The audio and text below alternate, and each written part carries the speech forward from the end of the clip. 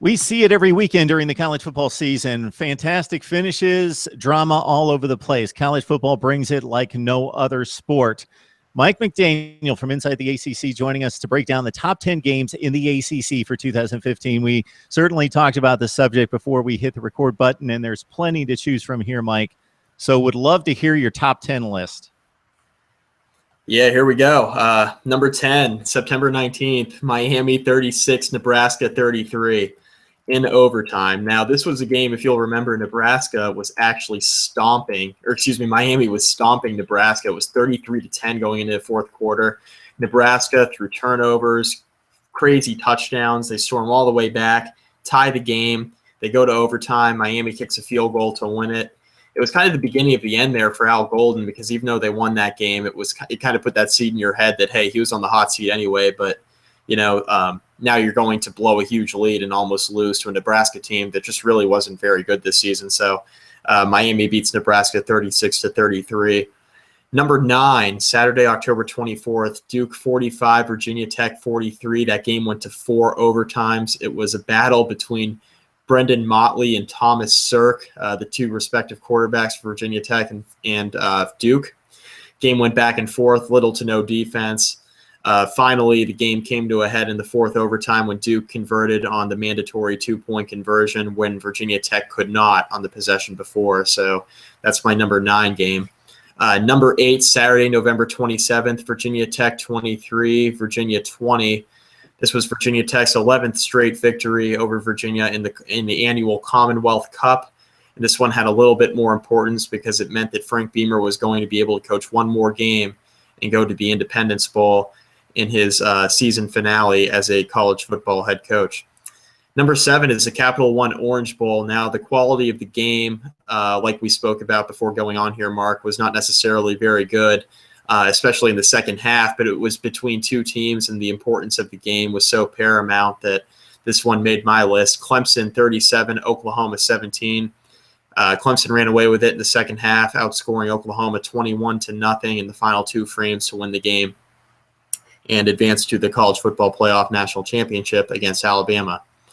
Number 6, Saturday, October 31st, and this is a game we're going to throw in there no matter if it should have counted or not. Miami 30, Duke 27. If you remember, Miami converted an 8 lateral play as time expired to not only take the lead and win, but win in a controversial fashion. As you remember, there were a couple replays showing that Miami runner was down by contact, but they reviewed it and still didn't get it right. So Miami wins the game 30-27 over Duke in a game that we won't soon forget.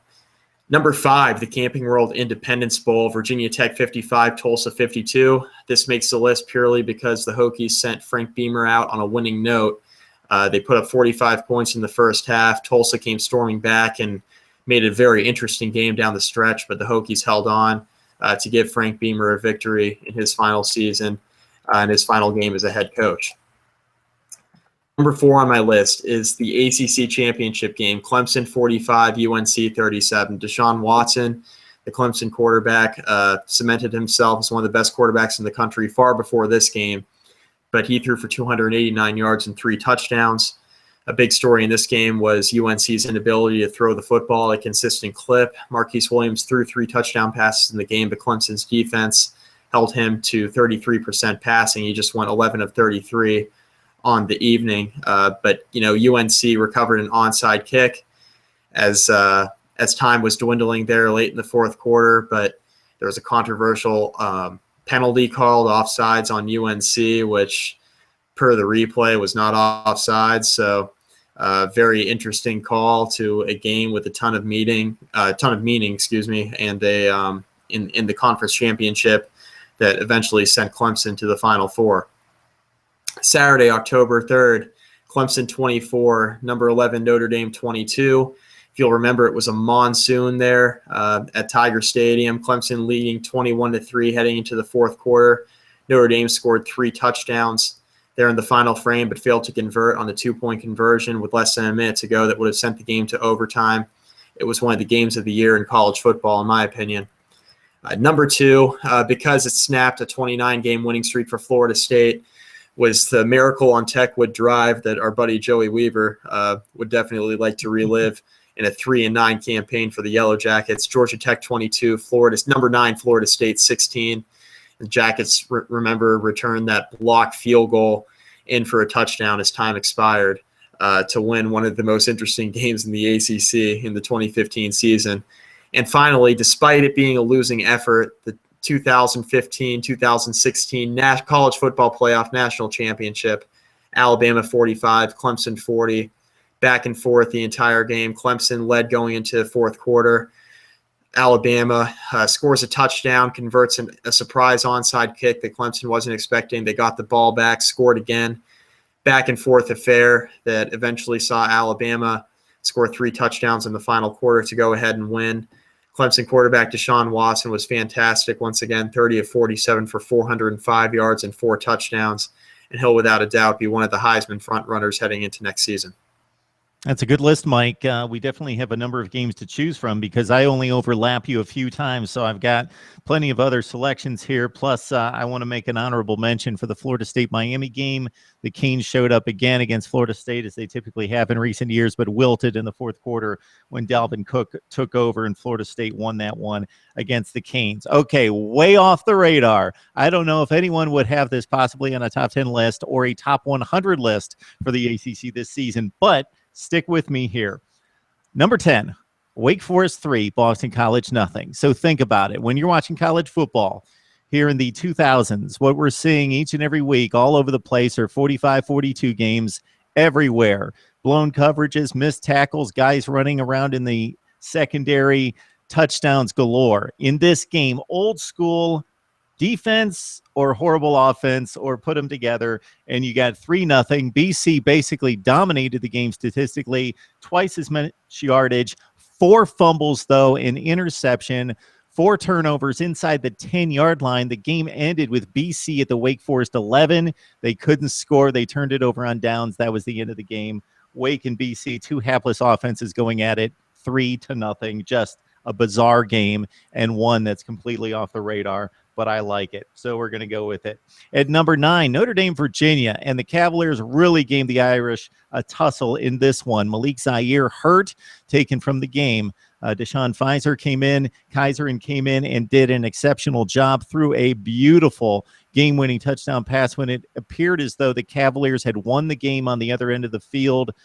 With a score inside of 50 seconds. Notre Dame brought it all the way down the field. And again, this is before we knew what Kaiser could do.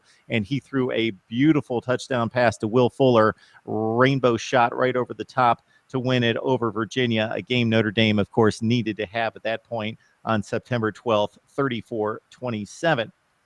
All right, scanning my list for number 8, we've got the Clemson-Oklahoma game. You outlined it, the Orange Bowl. So this is all about importance and getting the ACC to the national championship game, and Clemson coming back from a 17-16 deficit where the teams were basically evenly matched in the first half, and Deshaun Watson threw a bad interception at the end of the first half where the Tigers could have taken a lead. Clemson comes out in the second half and just proves dominant. The pass rush, Watson going crazy. Wayne Gallman got into the action and ran for over 150 yards. Clemson defeats OU. So strictly performance and importance of the game, with Clemson winning over Oklahoma 37-17. Not a great game, but extremely valuable in the ACC's national portfolio there at number 8. All right, got my number 7 game. Important game here. North Carolina came off the radar to make it all the way to the ACC championship game, undefeated in conference until that game, and one of the big reasons why, the conference opener against Georgia Tech, Yellow Jackets led it 21-0. Carolina comes all the way back. Marquise Williams with a big game, 134 rushing, 2 touchdowns, as North Carolina scored on 6 consecutive possessions to win it. Again, down by 3 touchdowns. They defeat Georgia Tech 38-31. My number 6 game, I'm going to go with your, I believe, number 3 game with Georgia Tech, Florida State. You outlined it very well, Mike. Patrick Gamble with a blocked field goal on Roberto Aguayo. Lance Austin picked it up. The scoop, the score, with Paul Johnson shouting from the sideline, "Don't do it, don't do it, no, no, no." And then Austin takes it all the way. Maybe it wasn't a great game, but it was a huge, huge upset. Florida State had won 29 consecutive conference games. And, of course, that play just vaulted into the top 10 for me at number 6, even though the Yellow Jackets finish at 3-9. My number 5 game is a game that you certainly ran down with Clemson defeating Notre Dame at 24-22. This game was pivotal for both teams. Clemson needed it to continue its march, what turned out to be to the national championship game. Notre Dame, it knocked them out of the national championship game. They finished at 10-2 in the regular season. Had they won this game, you could be assured that Notre Dame would have shown up in the playoff. You mentioned a 21-3 game in the fourth quarter, so this was not a good football game for 3 quarters. Notre Dame could not hang on to the football for the better part of this game, but staged that furious rally, and the 2-point conversion denied. Clemson saves its season. Notre Dame was on the hook at that point. Then once they lost to Stanford, they were done in terms of a college football playoff. Great fourth quarter. Clemson wins 24-22. My number 4 game, I finally get to postseason play. With all that, the bad bowls, we had some good ones early, including this one, Duke 44, Indiana 41. So a couple middling marginal football teams, but the significance here is that Duke wins its first bowl game since 1961, and they did it in dramatic fashion. They scored with 41 seconds left to tie the game. Indiana drove the length of the field, set up for a field goal, missed at the gun. They went to overtime. Duke makes the field goal. Indiana comes back. And controversies of controversies, the ball was so high over the upright. It was plenty long, but way over the upright.